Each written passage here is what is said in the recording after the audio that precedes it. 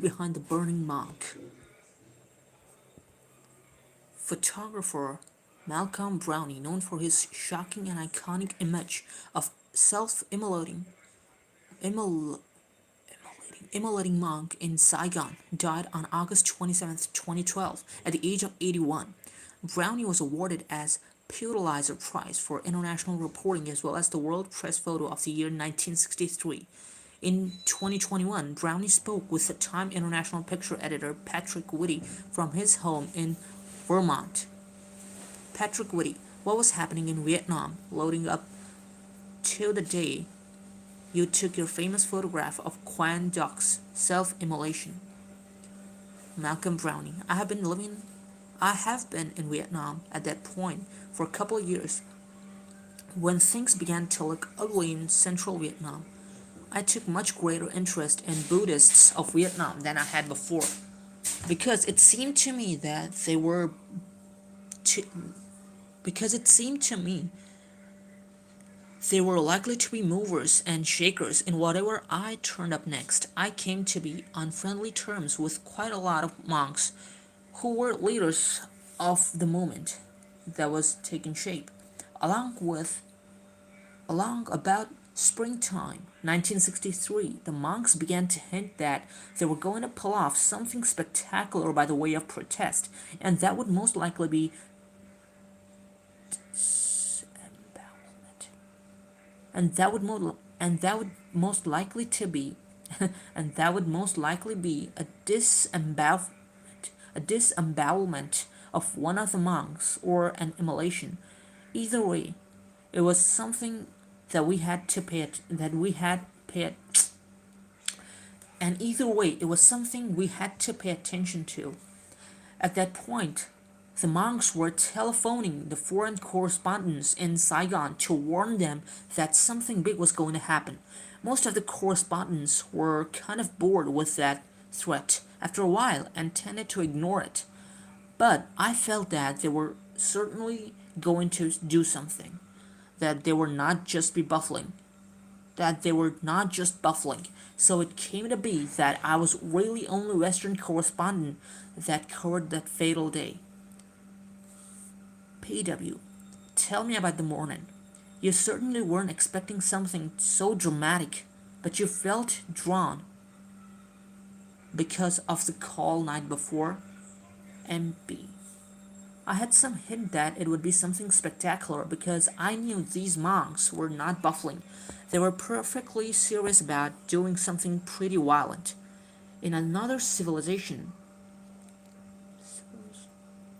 in another civilization, it might have taken a form of bomb or something like that. The monks were very much aware of the result that the immolation was likely to have. So by the time I got to the pagoda where all of this was being organized, it was already under. We're chanting a type of chant that's very common at the funerals and so forth. At a signal from the leader, they all started out in the street. They all started out into the street and headed towards the central park of Saigon on foot. When we reached there, the monks quickly formed a circle around a precise intersection of two main streets in Saigon. A car drove up. Two young monks got out of it. An older monk, leaning a little bit on of the younger ones, also got out. He headed right. The two young monks brought up a plastic jerry can, which proved to be a gasoline. As soon as he seated himself, they poured the liquid all over him. He got out a matchbook, lighted it, and dropped it in his lap, and was immediately engulfed in flames. Everybody witnessed this was hor- everybody that witnessed this everybody that witnessed this witnessed everybody that witnessed this was horrified. It was every bit as bad as it could it was every bit as bad as I could have expected. I don't know exactly when he died because you couldn't tell from his features or voice or anything. He never yelled. He never yelled out in pain. His face seemed to remain fairly calm until it was so blackened by the flames that you couldn't make it out anymore. Finally, the monks decided he was dead, and they brought up a coffin, an improvised wooden coffin. PW. And were you the only photographer there? MB. As far as I could tell, yes. It turns out that there were some Vietnamese that took some pictures, but they didn't go out. They're not on the wires. They're not on the wires or anything like that. What were you thinking while you were looking those? Were what? What were you? What were you thinking while you were looking through the camera? MB. I was thinking only about the fact that if I was only thinking I was thinking only about the fact it was a self-immolated subject that required an exposure of about, oh, say f10 or whatever it was. I don't really remember, but I was using a cheap Japanese camera by the name of Petri. I was very familiar with it, but I wanted to make sure that I not only got the settings right on the camera each time I focused it properly, but I but that also I was reloading fast. But that also I was reloading fast enough to keep up with action. I took about 10 rolls of the film because I was shooting constantly. How did you feel? The main thing on my mind was getting pictures out. I realized there's something of unusual importance and that I'd have to get them to the AP in one of its far-flung octopus tent, tent, tent legs soon as possible. And I knew this was a very difficult thing to do in Saigon on a short notice. What did you what did you do with the film? The whole trick was to get it to some transmission point. We had to get raw film shipped by air freight or some way. It was not subject to censorship at that point.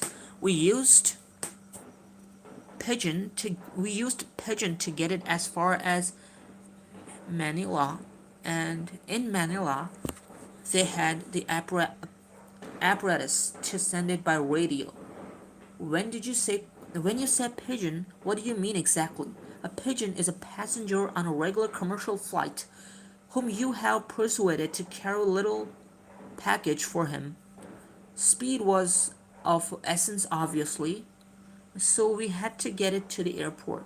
It got it got aboard flight, leaving very soon for Manila. Did anyone from the AP announced did anyone from the AP once film arrived Did anyone from AP, once film arrived, send a message to you saying that the picture was being published all over the world? No. You didn't know? No, we didn't know. It was like shooting into a black hole. We learned that it had arrived only after messages. We learned that it had arrived only after messages began to come through, uh, congratulating us for sending such picture. Congratulating us for sending such picture. It was not run by everybody. It was not run by everybody. The New York Times did not run it. The New York Times did not run it. They felt it was too grisly, a picture that wasn't suitable for a breakfast newspaper. I'm looking at the picture now and my screen. Tell me what I'm not seeing. What are you hearing and smelling? The overwhelming smell of Joss sticks. The overwhelming smell of Joss sticks. They do make a very strong smell. Not particularly nice smell. Not particularly nice smell, but it's meant to appease the ancestors of and all that. But it but it's meant to appease the ancestors and all of that.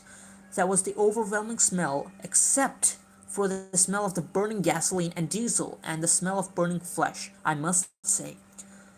The main sound was the wailing and misery of the monks, who had known this guy for many years before and were feeling for him. Then there was shouting over loudspeakers between the fire department people trying to figure out the way to put him out, to put out flames around him without actually killing him or something. So it was a jumble of confusion. I read once what President Kennedy said about your photograph. He said, no news picture in history has generated so much emotions around the world as that one. Yeah, that could be. That sounds like an honest quote from the White House. From the White House. Would you consider photograph would you consider photograph your crown achievement in journalism? It attracted a lot of attention, I'll say that for it. It was not necessarily the hardest story I've ever had to cover, but it was certainly an important part of my career. That's it. Thanks.